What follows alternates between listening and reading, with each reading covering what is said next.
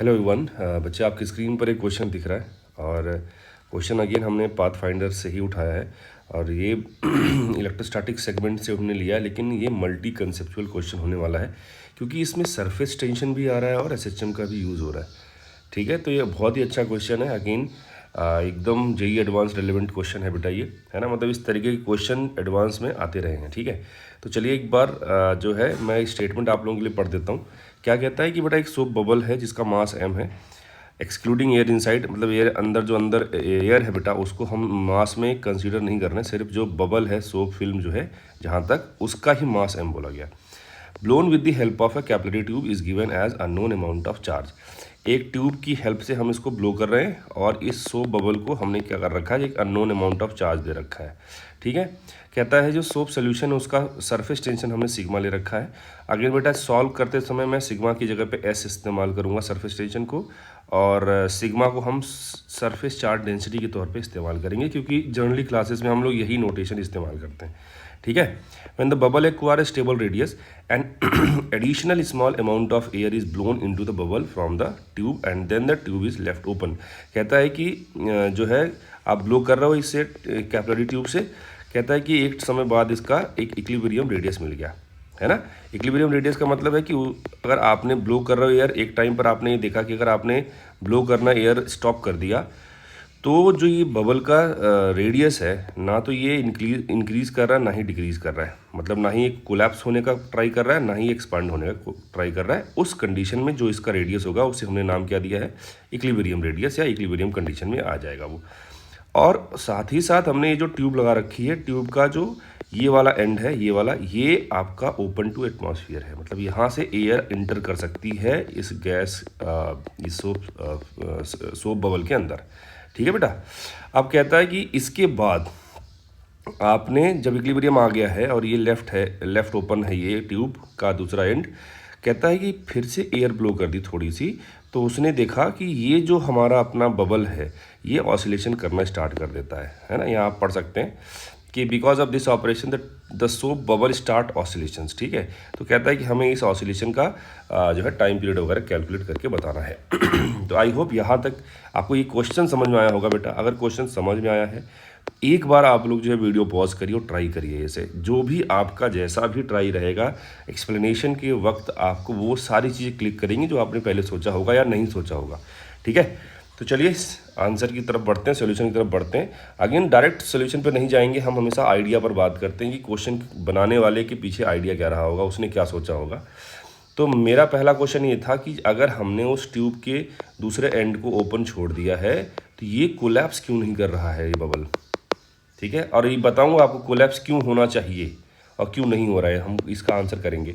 दूसरा है कि अगर इस बात को समझना है तो उसके लिए आपको क्या समझना पड़ेगा, एक सेपरेट आप आइसोलेटेड बबल ले लो एयर में और उसका इक्विलिब्रियम को डिस्कस करते हैं और वहाँ पे हम लोग रोल ऑफ सरफेस टेंशन देखेंगे। तो मैंने ये बना लिया, ठीक है, एक बबल हमने बना लिया ऐसे, और अभी ये न्यूट्रल बबल है, कोई चार्ज वार्ज नहीं है। आपने एक यहाँ पैच उठाया है ग्रीन कलर का, देखो आप यहाँ पे अंदर प्रेशर पी है, बाहर प्रेशर पी नॉट है। तो आप सबको पता है बेटा कि कॉन्केव साइड प्रेशर ज़्यादा होता है, इस साइड कॉन्वेक्स साइड प्रेशर कम होता है। ठीक है, तो अगर आपसे पूछा जाए बताओ कि ये ग्रीन वाला जो पैच है या कोई भी एलिमेंट आप उठा लो, कोई भी एलिमेंट उठा लो आप इस सरफेस पे, वो इक्विलिब्रियम में क्यों रहेगा, तो आप कहोगे फोर्सेस बैलेंस हो रहे होंगे। अगर आप इसका एबीडी बनाओगे तो एक्सेस प्रेशर की वजह से फोर्स बाहर की तरफ रहेगा रेडियली आउटवर्ड, तो कोई ऐसा फोर्स होगा जो अंदर की तरफ भी लग रहा होगा रेडियली इनवर्ड, वो कौन प्रोवाइड कर रहा है, तो उसका आंसर है सरफेस टेंशन। आप देखो यहाँ मैंने बना रखा है ना, ये सरफेस टेंशन जो है, ये मॉलिक्यूल जो है, बचे हुए मॉलिक्यूल जो है उसको इधर खींच रहे होंगे, इधर खींच रहे होंगे, इन सब का रिजल्टेंट इधर आएगा। ठीक है, उसको मैंने डीएफएस बोल रखा है, और ये आपका पी माइनस पी नॉट, ये excess pressure into area D हो गया। ठीक है, तो यहाँ से अगर आप सॉल्व करोगे तो ये आप सब ने पढ़ा भी होगा, जो एक्सेस प्रेशर होता है बबल के केस में, जहाँ पे इस सरफेस के इधर भी एयर होती है इधर भी एयर होती है, वो होता है 4s/r। ठीक है, तो ये हमारा, हम बहुत जनरल केसेस सारी क्लासेज में ये सारे बच्चों को पढ़ाया जाता है 11वीं क्लास में। ठीक है, अब जो इस क्वेश्चन में नया है वो बहुत इंटरेस्टिंग है, उसको आपको देखना पड़ेगा, आराम से देखिएगा। हमने फिर से बेटा पैच उठाया, लेकिन और इस बार हमने बबल को चार्ज कर रखा है। ठीक है, अब क्वेश्चन देखना क्या है बेटा, यहाँ इंपॉर्टेंट क्या है, जो मैं पहला क्वेश्चन यहाँ पे ये दिया था उसके पीछे का लॉजिक आपको समझ में आएगा। क्वेश्चन ये है कि ये कोलैप्स क्यों नहीं हो रहा है अब, सर कोलैप्स क्यों होना चाहिए? आप कहोगे ना कि सर बाहर पी नॉट है, क्योंकि ये ट्यूब आपका जो है ओपन है एटमॉस्फेयर को, और एयर आराम से अंदर बाहर जा सकती है। इसका मतलब है कि अंदर प्रेशर भी कितना होना चाहिए? P not, atmospheric pressure. बाहर प्रेशर पी नॉट, अंदर pressure P not, excess pressure का रोल खत्म हो गया। तो अब जो सरफेस टेंशन वाला है, जो जो इसको अंदर खींचने का प्रयास करेगा, वो तो इस बबल को क्या करना चाहिए? कोलैप्स कराने की कोशिश करेगा। सही है ना? इसीलिए मैं कह रहा था कि अगर अंदर बाहर ये प्रेशर सेम हो गया तो इसको कोलैप्स कर जाना चाहिए था, बट ये कोलैप्स नहीं कर रहा है, फिर भी इक्विलिब्रियम रेडियस की बात आप कर रहे हो।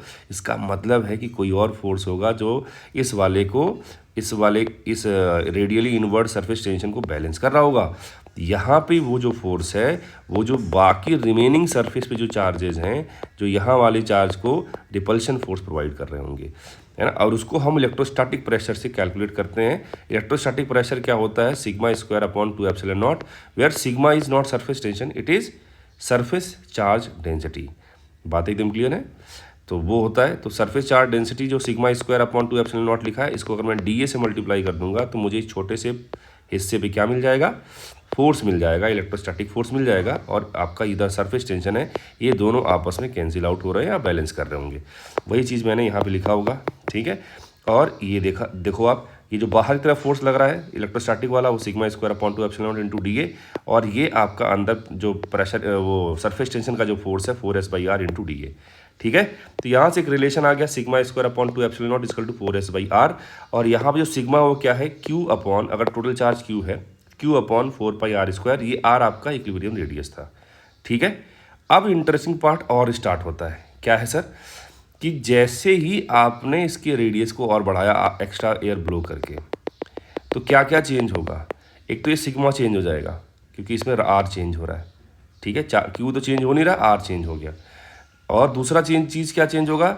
ये जो सरफेस टेंशन होता है 4s/r, है ना, फोर्स, वो भी चेंज हो जाएगा। सही है ना? तो हमने क्या करा कि अब नया पोजीशन पे, नए सिचुएशन पे हमें फोर्स लिखना था।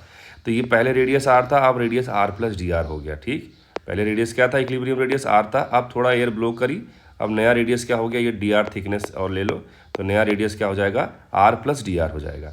तो अब कोई पैच अगर आप उठाओगे, उस पैच पे जो लगने वाला फोर्स होगा, अभी वही दोनों लग रहे होंगे, इलेक्ट्रोस्टैटिक वाला फोर्स बाहर की तरफ, और ये आपका जो surface tension force radially inward लग रहा होगा, लेकिन ये दोनों ही क्या हो गए? बदल गए हैं, है ना। तो ये भी अपने आप इंटरेस्टिंग है। जनरली जब हम एसएचएम के प्रॉब्लम डील करते हैं, तो आप देखते हो कि अगर मान लो दो फोर्सेस लग रहे हैं, एक तो बेचारा आपका फिक्स रहता है, जैसे एमजी हो गया, कुछ और हो गया, दूसरा ही क्या हो रहा होता? चेंज हो रहा होता। बट यहाँ पे इंटरेस्टिंग बात ये है, यहाँ पे दोनों ही फोर्स क्या हो रहे हैं? चेंज हो रहे हैं, ठीक है। तो हमने कहा जो नया फोर्स आएगा वो कितना हो जाएगा? 4s, ये आपका सरफेस टेंशन वाला 4s/r plus D are into D A, और ये आपका सिग्मा चेंज हो जाएगा, तो सिग्मा नया आ गया सिग्मा डैश, तो sigma dash square upon 2 epsilon not into D A. Okay, बाकी अब यहाँ पे नीचे आर कॉमन ले लिया हमने, तो 1 प्लस डी आर/आर हो गया। यहाँ पे इसको मैंने लिख दिया चार्ज अपॉन सरफेस एरिया, तो Q square upon 4π² R plus D R का होल स्क्वायर, और चूंकि ये पहले से स्क्वायर था तो स्क्वायर फिर से करोगे तो 4 टाइम्स हो जाएगा, और 2 एप्सिलॉन नॉट हो गया, पावर 4 हो गया, ठीक है। अब इसके बाद बेटा सीधा हमने कैलकुलेशन कर रखा, चूंकि डी आर बहुत छोटा है, स्लाइटली बोला था क्वेश्चन में, तो बाइनोमियल लगाना हमारे लिए आसान रहेगा। तो आप अगर देखें ध्यान से, तो मैंने वही कर रखा, हर जगह डी/आर का टर्म ले आया, बस यहाँ पे थोड़ा सा रीअरेंज कर दिया हमने कि यहाँ पे आर स्क्वायर कॉमन ले लो आप, है ना। तो आर स्क्वायर जब आप कॉमन ले लोगे, इवन आर की पावर 4 आएगा बेटा, ये आर की पावर 4 जब बाहर आ जाएगा, है ना, तो होगा क्या? ये वाली जो चीज़ है बेटा, अगर आप ध्यान से देखो तो पुराना वाला सिग्मा स्क्वायर अपॉन ये 2 एप्सिलॉन नॉट इसको लेके हो जाएगा, तो ये पुराना वाला 4s/r हो जाएगा। सही है ना, जो ऊपर हमने लिखा था यहाँ पे, ठीक है। तो इसकी जगह पे 4s/r कर दो, इस पूरे की जगह पे, तो वो लिख दिया मैंने। और यहाँ पे बाइनोमियल लगा दोगे तो पावर आगे आ जाएगा, तो -4 dr/r हो जाएगा। फिर ये डी ए और 4s/r पूरा कॉमन आ गए, बाकी इनको सॉल्व करोगे तो 3 टाइम्स dr/r आ जाएगा। तो df नेट हमारे पास आ गया। मतलब क्या है कि अगर आप ये radius r plus D are कर दिए हो, तो एक छोटा सा पैच आप उठा रहे हो, इसका मास आप इमेजिन कर लो dm है, dm पर नेट अंदर की तरफ फोर्स जो लग रहा है वो कितना लग रहा है? ये लग रहा है, ठीक। तो आप देख पा रहे हो कि जो फोर्स है वो कहीं ना कहीं डिस्प्लेसमेंट के डायरेक्टली प्रोपोर्शनल है और रीस्टोरिंग टाइप का है। रीस्टोरिंग कैसे है सर? पहले उसका रेडियस r था, अब डी आर आपने इधर बढ़ा दिया, इस तरफ कर दिया, आपका डिस्प्लेसमेंट इस पैच का इधर है लेकिन इस पर फोर्स नेट इधर आ रहा है, अंदर की तरफ उल्टा आ रहा है उसके, तो रीस्टोरिंग टाइप का फोर्स हो गया और फोर्स डिस्प्लेसमेंट की डायरेक्टली प्रोपोर्शनल भी हो गया, तो ये एस एच एम कराएगा, ऑसिलेटरी मोशन कराएगा। यहाँ पावर 1 है तो एस एच एम हो जाएगा। तो बस एस एच एम के लिए हमारे पास क्या होता है, F equal to net force equal to होता है के टाइम्स जो भी डिस्प्लेसमेंट आपने करा है मीन पोजीशन से। तो बस ये जो के है, अगर ये पता चल गया, जो कि यहाँ से आपको दिख रहा है कि ये पूरी चीज़ के हो जाएगी कंपेयर करने से, तो टाइम पीरियड क्या होता है 2 पाई रूट मास डीएम है अपॉन में एस एच एम कॉन्स्टेंट के। ठीक है, बस अब वैल्यूज रखा, हमारे पास आंसर आ गया एम पाई अपॉन 12 और एस हमारा क्या है, सरफेस टेंशन है, जो कि क्वेश्चन में सिग्मा से उन्होंने नोटेशन दिया था, बट ठीक है हम एस लेके चल रहे हैं, वैल्यूज पुट करिए आंसर से। तो ये सारी बात थी। अगेन बहुत ही अच्छा क्वेश्चन था बेटा। क्वेश्चन एक्सप्लेन करने में टाइम जरूर लगता है, लेकिन एक बार जब आपको फंडा क्लियर हो जाएगा तो यही क्वेश्चन आप 1.5 से 2 मिनट में बढ़िया से कर ले जाओगे। ठीक है, चलिए मिलते हैं नेक्स्ट वीडियो में, तब तक के लिए बाय बाय, सी यू।